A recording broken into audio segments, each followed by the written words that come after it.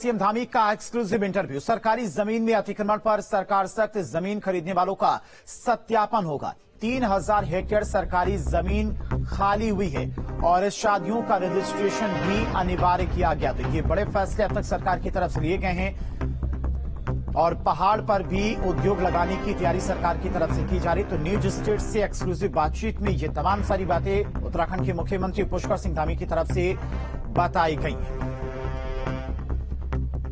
तो news state पर CM Dhami का एक्सक्लूसिव इंटरव्यू। सरकारी जमीन में अतिक्रमण पर सरकार सख्त है और जमीन खरीदने वालों का सत्यापन अनिवार्य किया जाएगा। 3000 हेक्टेयर सरकारी जमीन को खाली कराया गया, जिस तरह से पूरे प्रदेश में अभियान चला। उसके बाद सरकारी जमीन पर जिन लोगों ने कब्जा कर रखा था उन्हें कब्जा मुक्त कराएगा। शादियों का भी रजिस्ट्रेशन अनिवार्य होगा। एक पारदर्शी शासन व्यवस्था और एक पारदर्शी सिस्टम के लिए धामी सरकार किस तरह से काम कर रही है, क्या एक मैकेनिज्म बनाया है, आइए मुख्यमंत्री जी से ही बात करते हैं। पुष्कर जी, आपका बहुत स्वागत है। और जिस तरह से पिछले दिनों कुछ बड़ी कार्रवाइयां हुई हैं और खासतौर पे सरकारी जो जमीनें थी उनसे कब्जा हटाने का, कब्जा मुक्त करने का, भूमाफिया को खदेड़ने का जो अभियान चला है, तो उसमें अभी तक आपको कितनी कामयाबी मिली?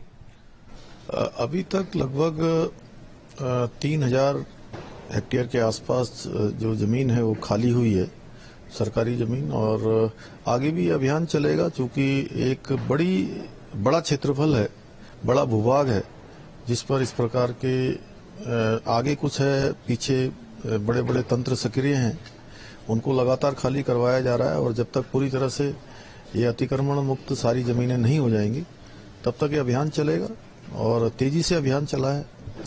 आपने पिछले दिनों एक नए कानून का जिक्र किया था कि सरकारी जमीन हो या प्राइवेट जमीन हो, उस पर अगर किसी ने अवैध कब्जा किया है तो एक कानून इस तरह का लाने वाले हैं। बहुत सारे लोग पीड़ित हैं, प्रताड़ित हैं, लोग अपनी संपत्ति से कब्जे नहीं हटवा पा रहे हैं। इसके लिए हमने पिछले दिनों एक कानून भी लाए हैं, एक हमने मंत्रिमंडल की उप समिति भी बनाई है।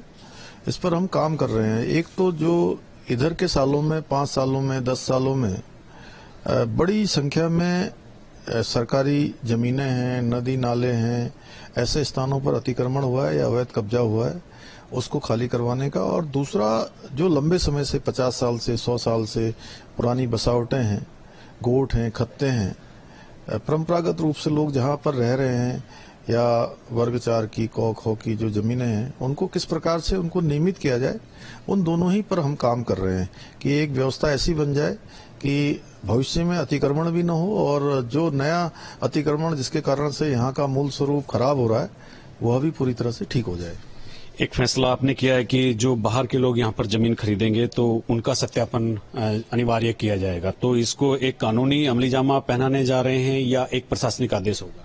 नहीं, देखिए, प्रदेश के अंदर लगातार इस प्रकार की मांग उठती रही है कि एक सशक्त भू कानून यहाँ पर होना चाहिए। और हम भी स्वयं जो है इस पर लगातार इस व्यवस्था को आगे बढ़ाने के लिए पहले दिन से हमारा भी प्रयास है कि प्रदेश का जो मूल स्वरूप है, यहाँ की डेमोग्राफी है, वो देवभूमि के अनुरूप बनी रहनी चाहिए। और पिछले सालों में बहुत सारी घटनाएं ऐसी भी आई हैं कि लोग यहाँ पर लंबे समय से रह रहे हैं, लेकिन उनका वेरिफिकेशन न होने के कारण से पिछला उनका आपराधिक इतिहास रहा है, कई प्रकार की ऐसी गतिविधियां रही हैं, संदिग्ध रहे हैं, उनका पहले यहाँ पर जो भी जमीन खरीदे उनका ठीक प्रकार से वेरिफिकेशन हो, पूरी पृष्ठभूमि जांची जाए, उसके बाद ही जो है उनको परमिशन दी जाए। इसके लिए हमने जो भू कमेटी बनाई थी सुभाष कुमार जी की अध्यक्षता में, उसने भी बहुत सारी सिफारिशें की है। मंत्रिमंडल सत्यापन का आपका फैसला है, क्या ये जो एक कानून, भू कानून जिसकी मांग हो रही है, क्या ये उससे पहले वाली स्टेज है?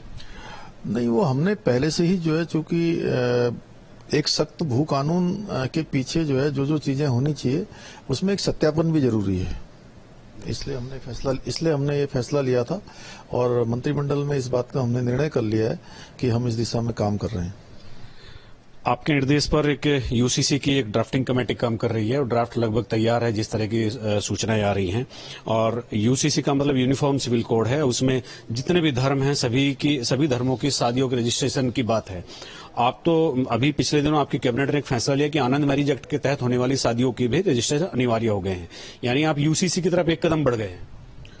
देखिए, आनंद मैरिज एक्ट लागू होने से उत्तराखंड के अंदर बहुत बड़ा जो हमारा एक वर्ग है, हमारा सिख समुदाय के लोग हैं, उन सभी ने आकर जो है मुझे बहुत धन्यवाद कहा है, सरकार को धन्यवाद कहा है। एक नया काम हमने शुरू किया है और यूसीसी आएगा तो उसमें और भी चीजें आ जाएंगी, क्योंकि ये एक प्रकरण काफी समय से लंबित था, इसकी भी मांग लंबे समय से उठती रही है। इसलिए जो जन भावनाएं हैं उसके अनुरूप हम काम कर रहे हैं। कैबिनेट का एक फैसला है कि जो नई उद्योग नीति आई है कि मैदान से पहाड़ तक और जो बहुत हाई वाले क्षेत्र हैं, ऊंचाई वाले क्षेत्र हैं, वहां तक इंडस्ट्री लगाने के लिए सब्सिडी को कैटेगराइज कर दिया गया है। जो सबसे ऊपर जाएगा, खासतौर पर फूड संस्करण का जो ये उद्योग है, तो जितनी इकाइयां ऊपर जाएंगी उनको जब सबसे ज्यादा सब्सिडी मिलेगी। तो क्या ये मील का पत्थर साबित होने वाला है पहाड़ के विकास के लिए? देखिए, पहाड़ के अंदर जिस प्रकार से हमारा फलों के क्षेत्र में, उद्यानिकी के क्षेत्र में एक बड़ा स्कोप है और वहां पर इतना बड़ा उत्पादन है, लेकिन कई बार उनका जो फल है, सब्जियां हैं, ये ठीक प्रकार से उनको बाजार उपलब्ध नहीं हो पाने के कारण से उतना प्रोत्साहन नहीं हो पाता। इसलिए हम अपनी उद्योग नीति में लाए हैं कि जो भी उन क्षेत्रों में जाकर, पर्वतीय क्षेत्रों में, दूर दराज के क्षेत्रों में अपना उद्योग स्थापित करेंगे, उनको हम सब्सिडी प्रदान करेंगे, उनका प्रोत्साहन करेंगे।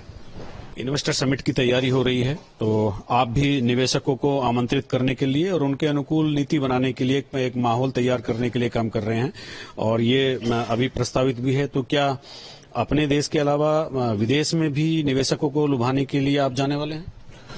इसका नाम ग्लोबल इन्वेस्टर समिट है, इसलिए हम पहले तो प्रयास देश के अंदर तो कर ही रहे हैं कि सभी लोगों से अनुरोध कर रहे हैं, और हमारे जो लगे हुए उद्योग हैं उन उद्योग के लोगों से भी बात कर रहे हैं, देश भर के उद्योग समूह के लोगों से और अन्य समूह जो भी इसमें काम करते हैं उद्योगों के क्षेत्र में, उन सबसे बात करने के अलावा अंतर्राष्ट्रीय स्तर पर भी हम प्रयास करेंगे कि कुछ अंतर्राष्ट्रीय समूह भी उत्तराखंड के अंदर आए। एक अच्छा माहौल यहाँ पर हम उनको देंगे।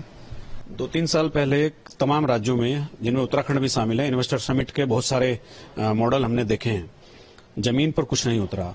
इस बार किस तरह का मैकेनिज्म आपका है कि इन्वेस्टर समिट हो तो सॉलिड तौर पर उद्योगपति के साथ एक कमिटमेंट हो कि यहाँ इन्वेस्टमेंट होना ही होना है? देखिए, जिस दिन हमारा इन्वेस्टर समिट का समारोह होगा उस दिन तक हमारी एक बड़ी ग्राउंडिंग यहाँ पर हो चुकी होगी। हम उस पर धरातल पर ठोस तरीके से काम कर रहे हैं, एक मैकेनिज्म बनाया है और लगातार लोगों का आना जारी है। लगातार उनके लिए जो है अलॉटमेंट, जमीनों के भू आवंटन से लेकर जो तमाम प्रकार की चीजें हैं उनको सुविधाएं देने का ये लगातार कार्य हो रहा है। बातचीत करने के लिए बहुत धन्यवाद आपका। और हमारे साथ हैं मुख्यमंत्री पुष्कर सिंह धामी। उन्होंने बताया कि किस तरह से इन्वेस्टर समिट की तैयारी हो रही है और किस तरह से बाकी मोर्चों पर सरकार अपना काम कर रही है, और ये काम निरंतर जारी रहेगा। अपने सहयोगी कैमरामैन सोनी कुमार के साथ न्यूज स्टेट के लिए देहरादून से अजीत